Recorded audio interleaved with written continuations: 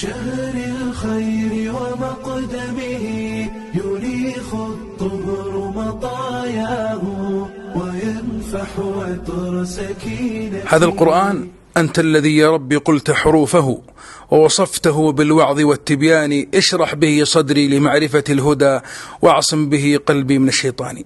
أيها الحبيب، أيها المبارك، كيف تشعر بالوحدة والله يقول ولله المشرق والمغرب فأينما تولوا فثم وجه الله؟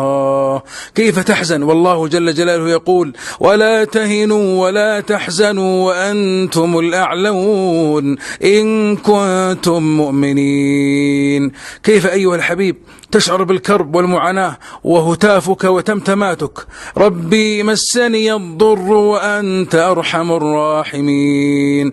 أيها الخائف، أيها القلق، لا تنسى قول الله تعالى أليس الله بكاف عبده ويخوفونك بالذين من دونه؟ سيكفيك الله من كل هم ومن كل ضيق ومن كل معاناة في هذه الدنيا. المهم أن تسلم قلبك لله جل جلاله.